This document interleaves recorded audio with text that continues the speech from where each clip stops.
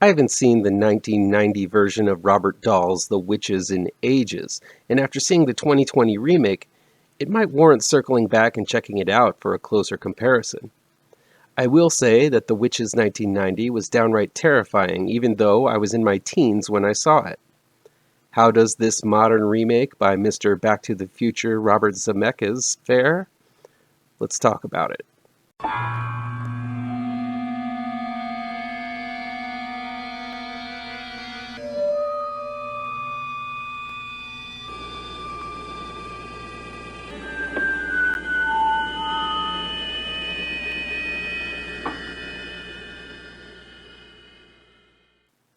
Welcome back to ML Miller Frights, a part of the Kings of Horror Network. I'm ML Miller. While you might be watching this video on the Kings of Horror Network, I urge you to click over to my ML Miller Frights page and give it a like, share with your buddies across the electronic superhighway, click subscribe to this channel, and don't forget to ring that bell for notifications. Please get the word out to new folks so we can make the Kings of Horror Network, as well as ML Miller Frights, bigger and better. Be on the lookout for a new Kickstarter campaign for an anthology I participated in called Nightmare Theater. This is a collection of short horror stories made by a whole gaggle of talented souls. The project is being helmed by David Schrader and Clay Adams. I paired up with my pirouette artist extraordinaire Carlos Granda for a morbidly fun morality tale to filmgoers who dare break the rules of common courtesy in the wrong theater. If you're interested in fun, scary, and gory horror, please support the Nightmare Theater Kickstarter campaign. Look below for the link. The Witches 2020 is new, streaming on HBO Max. It's directed by Robert Zemeckis and written by Zemeckis, Kenya Barris, Guillermo del Toro, and based on the book by Robert Dahl. A young boy without a name, played by Jazier Bruno, suffers the tragic loss of his parents and is sent to live with his grandmother, played by Octavia Spencer. It is there that he first hears about witches, evil entities who loathe children to their core. Grandma once encountered a witch in her youth, and it haunts her to this day. When a witch approaches the boy in a department store, Grandma gathers him up and takes him to a fancy hotel so that they can hide out away from the evil hag. But this swanky hotel is the very spot where the Grand High Witch, played by Anne Hathaway, and her coven of witches meet for their annual conference. When he is caught spying on the witches, the boy is turned into a mouse, leaving it up to his new friends, who have also been turned into mice, and his grandma to find a way to reverse the spell and get rid of all these witches. I was suspect of the witches right from the start. Having just endured HBO's Lovecraft Country, I was prepping myself for the witches in The Witches to only be white women, given the African American leads. Turned out these worries were all for naught, as there were a wide variety of witches of all different creeds and colors represented in the film. I was also relieved when the change in background of the lead character made for a different, but not particularly in-your-face layer of subtext to the story. It's more of a class statement rather than a racial one, which I found to be refreshingly progressive in this mainstream film.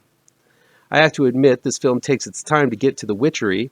The first 15 minutes is pretty much witch-free as the boy gets acquainted to his grandmother's house and tries to cope with the grief of losing his parents.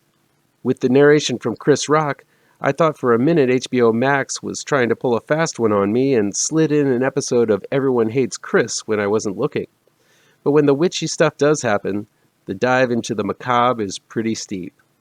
I seem to remember more than one witch having a personality in the 1990s version of this movie. Here, the rest of the witches take a backseat to Anne Hathaway, who really is the only one who gets lines to speak. Hathaway gnaws on all the scenery and then some, having a blast playing this rare evil character. With the addition of some clever CG making her mouth wider than it usually is, and Hathaway already has a pretty wide smile, and CGs her hands and feet into three-pronged claws. Hathaway makes for a witch that is ripped right from your worst childhood nightmare. The Witches is Anne Hathaway's show, and the best moments center solely on her. She's definitely the one here who's going to make you shiver and pick all of your interests while watching this movie. At least that's what happened to me. That said, I question who the audience is for the witches. Once the witches arrive, things get extremely morbid and twisted. At first I was thinking this was a film I could introduce to my nephew and niece, ages 8 and 6. But after seeing Hathaway jut her face into the camera and her cheeks split into a horrifying grimace, I think this would be a little too much for them. Much of the horror in The Witches is amped up to 11, and I doubt any kid under 10 would be able to withstand it. And even then, parents should prepare their sheets for some pants-shitting nightmares if you let the kids watch it. But after the terrifying reveal of the witches, when the kids are turned into mice, things get all Stuart Little-y. There's slapstick and broad humor, broad acting from Stanley Tucci, who's really wasted in this role as the owner of the hotel, and things go to an extremely cartoonish and PG level of comedy for a good 45 minutes of the film. When the finale once again goes dark as witches are destroyed and transformed, evil meets a dark fate, more in-your-face witch faces happen, and even the fates of the mice children are extremely dark.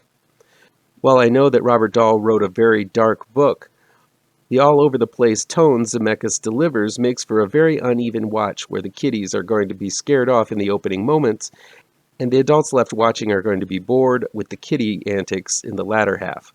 So I seriously don't know who the audience is for this one, other than those overcome with nostalgia about the original.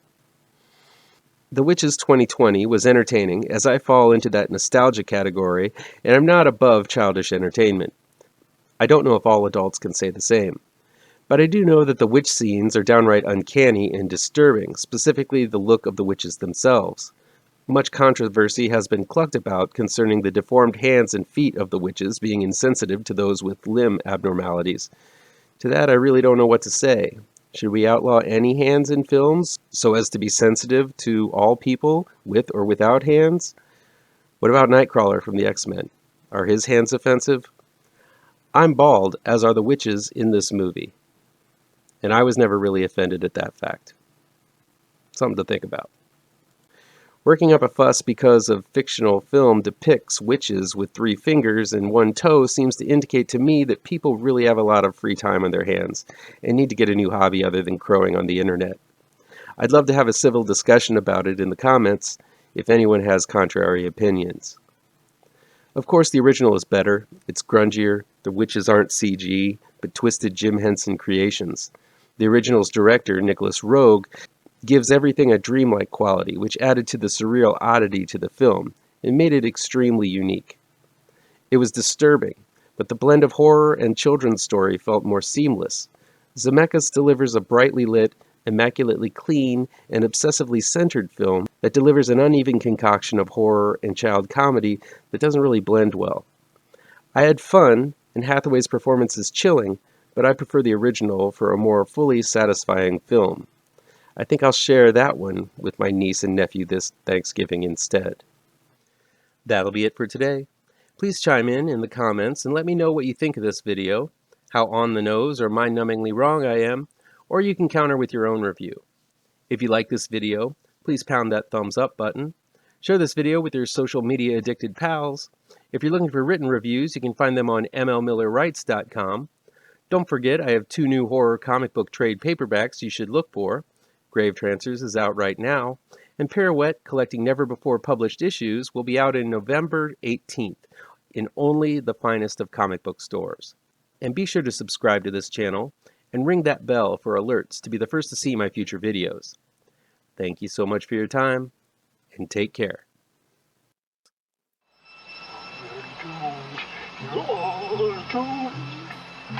You're doomed to live the life you're meant to be, stuck inside your reality.